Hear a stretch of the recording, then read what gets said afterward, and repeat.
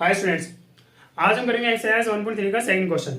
Second question में कहा गया है you know that 1/7 which is equal to 0.1422857 can you predict what the decimal expansion of these numbers are without actually doing the long division, if so how।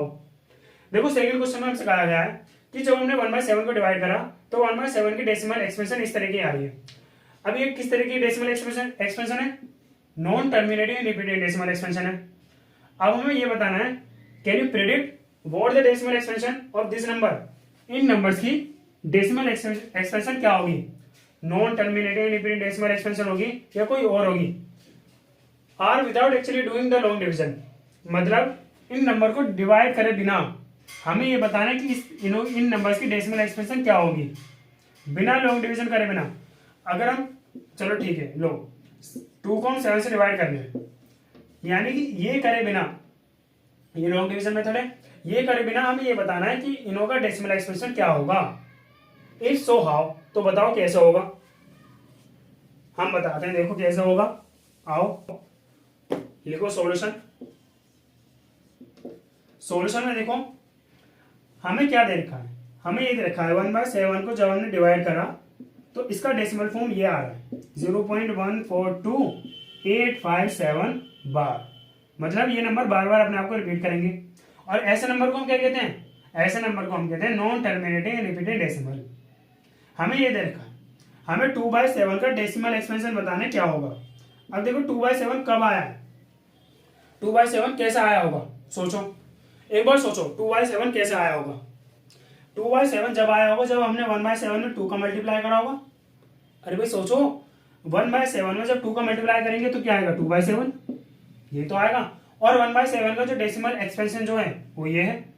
तो 1/7 को जब हम 2 से multiply करेंगे तो क्या आएगा? 2/7। 2 से यहाँ मल्टीप्लाई कर दो, 2 से यहाँ मल्टीप्लाई कर दो, भाई हो गया सोल्व। 1/7 का मैं डेसिमल एक्सपेंशन दे रखा है, दे रखा है, ये रहा। हमसे कह रहा है कि 2/7 का डेसिमल एक्सपेंशन बताओ बिना लॉन्ग डिवीजन करे बिना।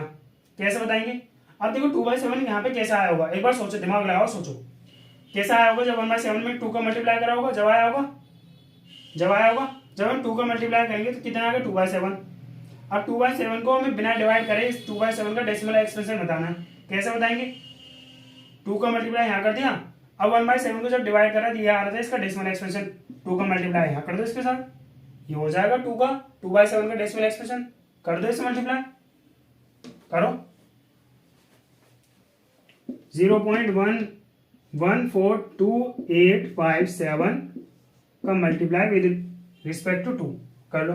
7 2 से 14 बचे कितना 1, 5 2 से 10 11 बचे कितना 1, 8 2 से 16 17 बचे कितना 1, 2 2 से 4 1 5 4 2 से 8 2 2 1 2 पॉइंट से लेके 0। तो ये हो गया 2/7 का डेसिमल एक्सपेंशन। कितना हो गया? 0.28514।